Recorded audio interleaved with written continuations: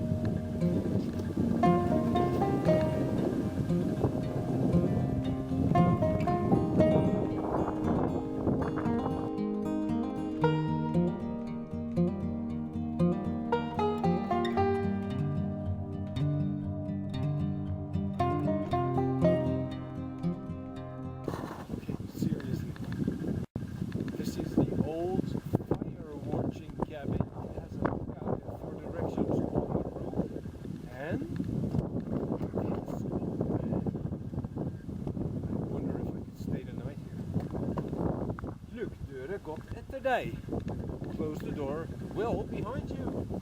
Seriously, it's like the best cabin in the world.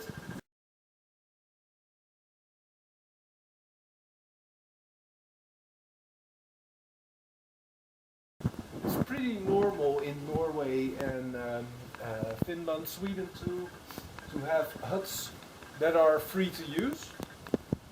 Usually they have a very low standard. So it's just you, the mice, and you're dry. The last visitor was a week ago. So people do come here. It doesn't say anywhere that you can't stay the night. And I am so going to sleep there tonight. It's windy out. Oh, it starts snowing now. Right. Okay.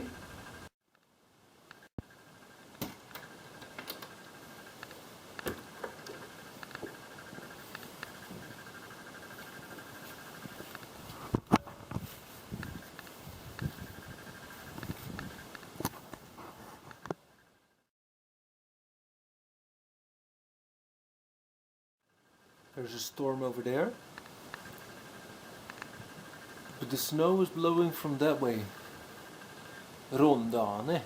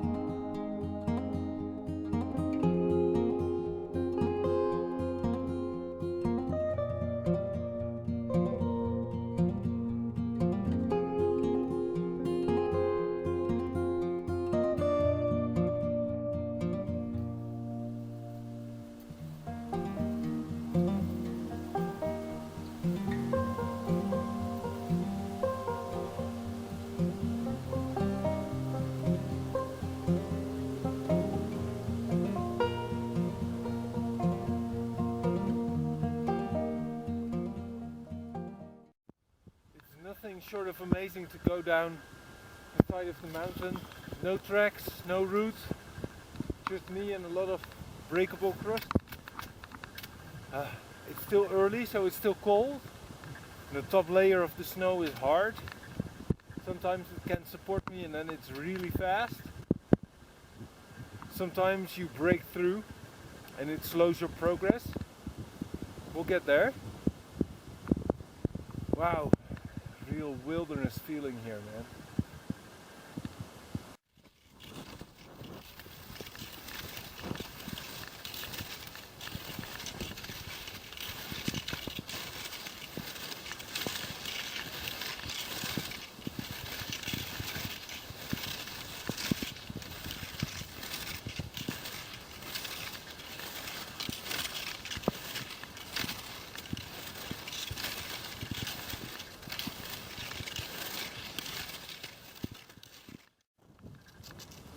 See the little stake over there?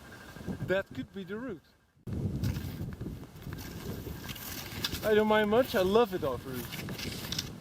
But it'd be kind of cool to know I'm heading the right direction.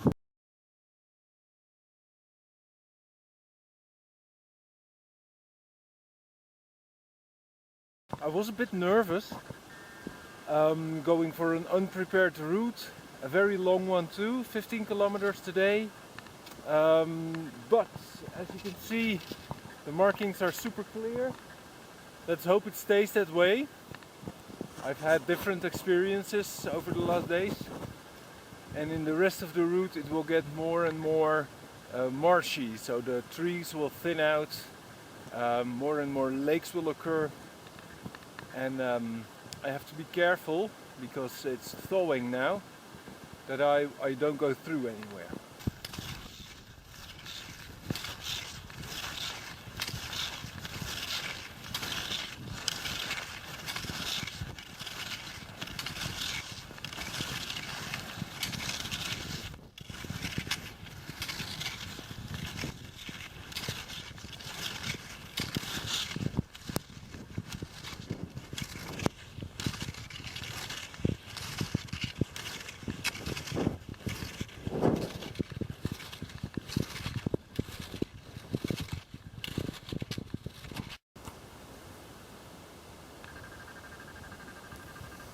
I saw a snow hare this morning. It was the first time in my life that I saw one. There are tracks all over the place, but you rarely ever see them, so really happy I did. Marshes. It's gonna be a long day. It's a bit like walking upstairs, like you go in with the back of your foot at each step, and you have to pull it back up. So it's slow going, and it's pretty heavy, but it doesn't matter because every step counts.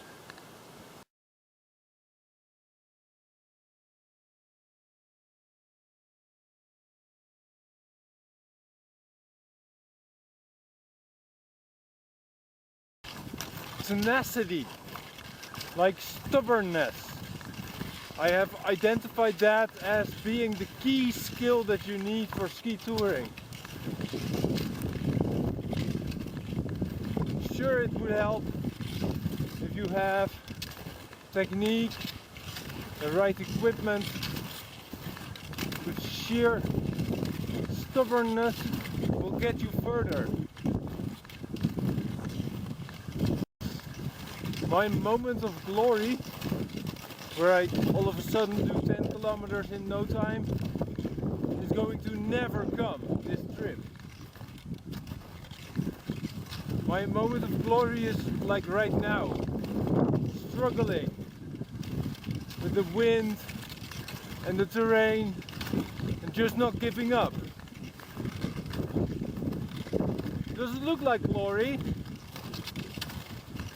but I am gonna defeat this route, man.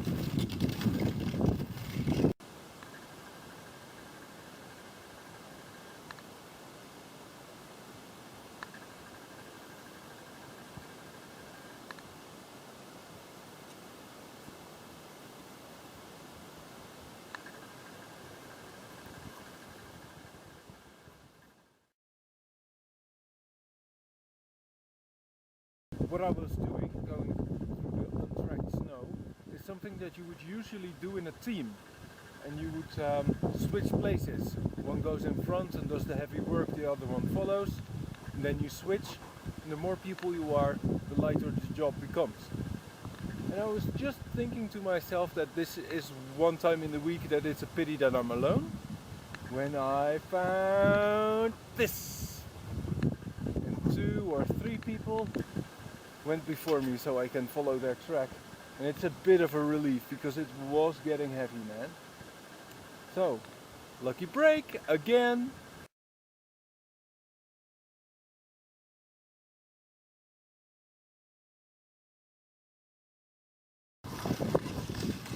Making the home stretch, the last couple of kilometers from Hammarsetra to make my 25 kilometers today. I really want those to make up for lost time on the first day. It's nice to have the wind in the back for once.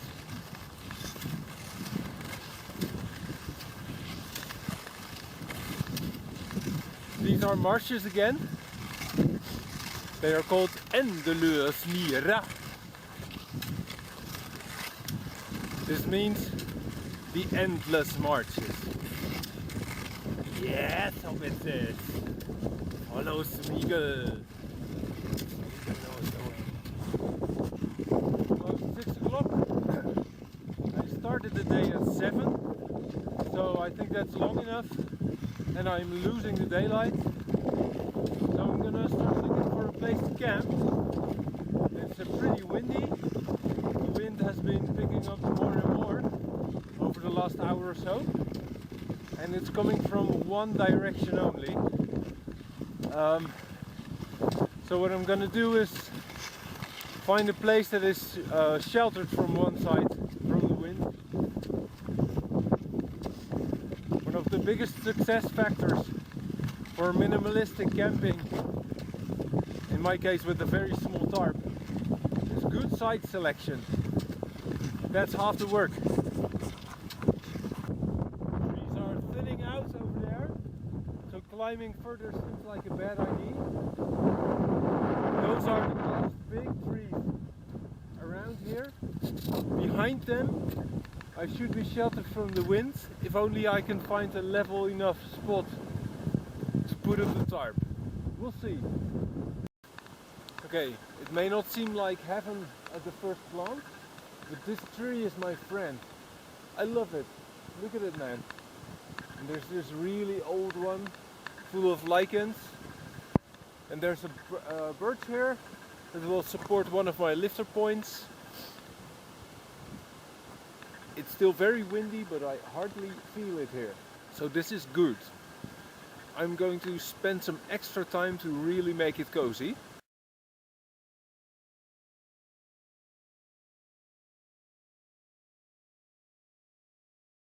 I hope it stays this way. It's a bit stormy, but not like a full-blown mountain storm. But that could change. And then I'll just wing it.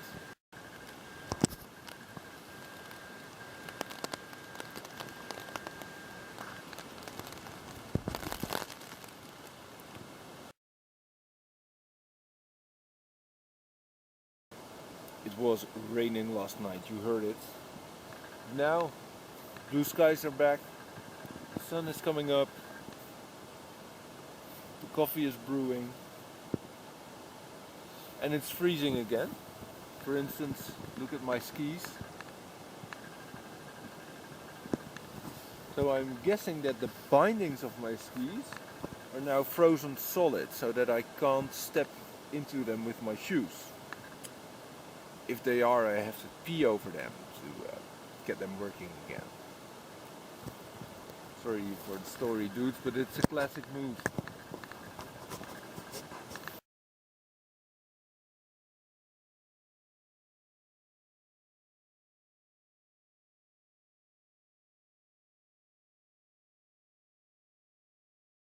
It's the asymmetrical Holden tent with my small rectangular tarp. It's a DDS tarp, and it stood like a rock star last night. And I stamped down this whole platform in the middle. I have a big hole in front where your feet can go and you can sit up. The hole is also good for collecting all the cold air. Cold air drops, warm air rises. So if you are the lowest point somewhere, you're probably going to be cold. So the lowest point is now the hole over there. It's kind of sad when you're on a ski trip that it rains. But okay, it's freezing this morning. And so there's condensation on the inside and outside of the shelter that is now frozen solid. So I won't take the shelter off first, because if I do that, snow will be everywhere. Instead, I tend to overdress in my sleeping bag. I was too warm. So you start sweating, of course, and the sleeping bag is now damp. That's a bad idea.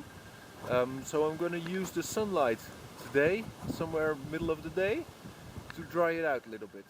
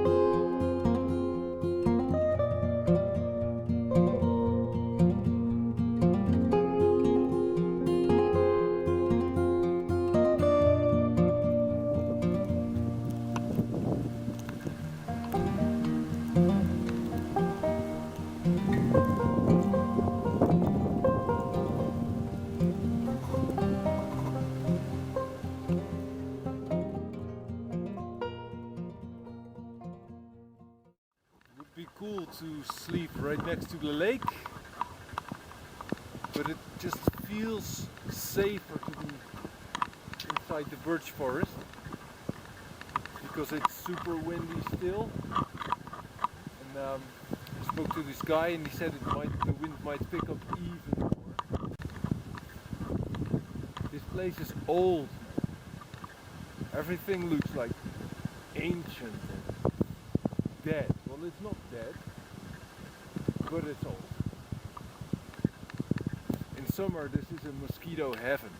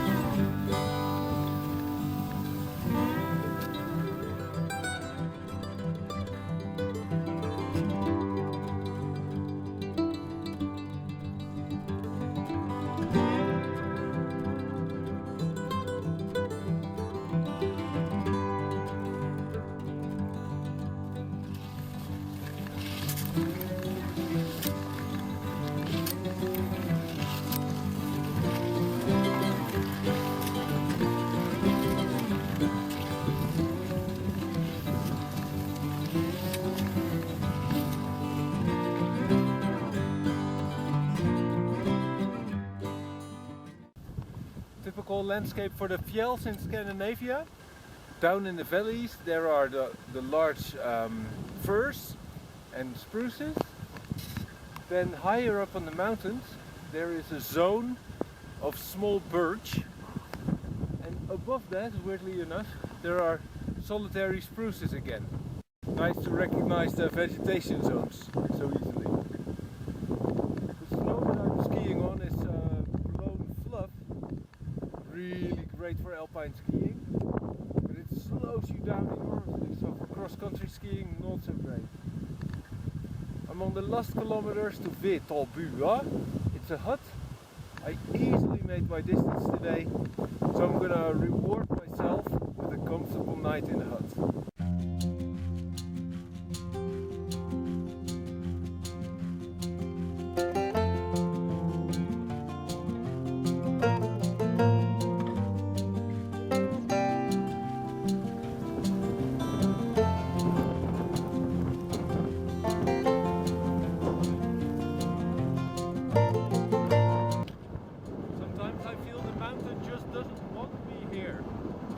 Telling me to go home, lowlander.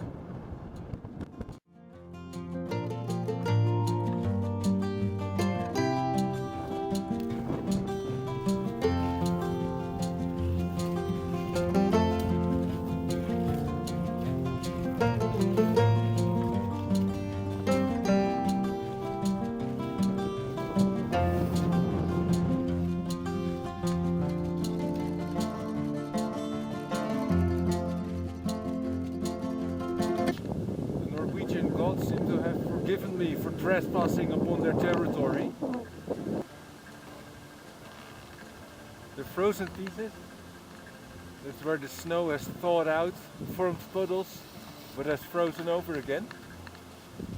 And as you can see, the snow layer is not so thick here, because you can see some vegetation. This must be a great place in summer.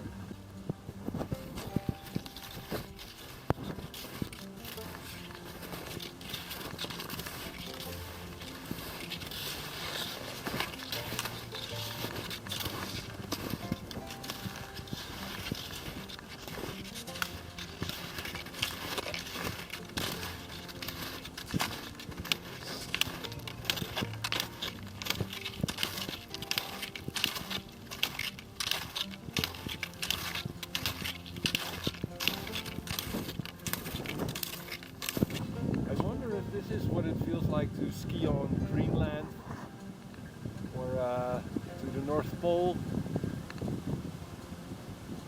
I certainly get that Amundsen feeling.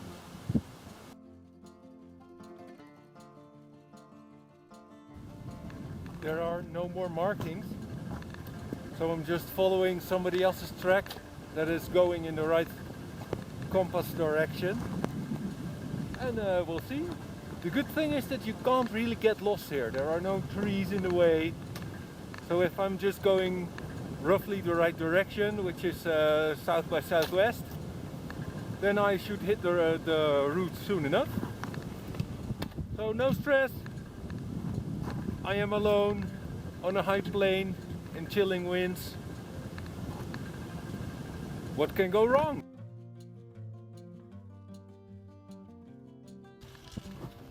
Terrain where my skis are really good. I can profit from the full length steel edges because there's quite a lot of ice, etc. Also because they're a bit narrow and long means that I can track straight and they have enough flotation because the snow here is harder than in the forest.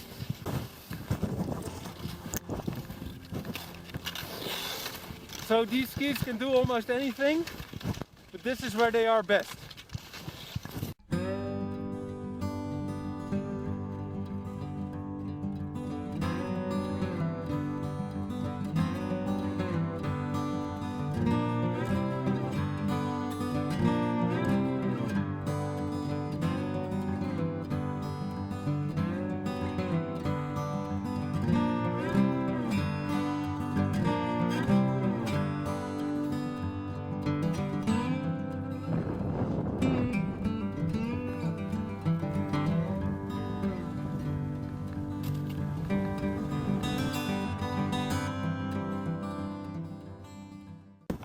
Things are not going according to plan.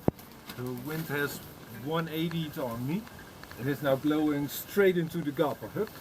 So I'm blocking off the exit with the tarp, but the wind is really strong, so I might lose the tarp if I don't anchor it correctly. Well, correctly read abundantly. So I'm gonna do that now. This just isn't safe. I need to rethink this. It delivers a lot of protection on the inside, but too much pressure, too much strain on the four corners. It's gonna tear. I need a different plan.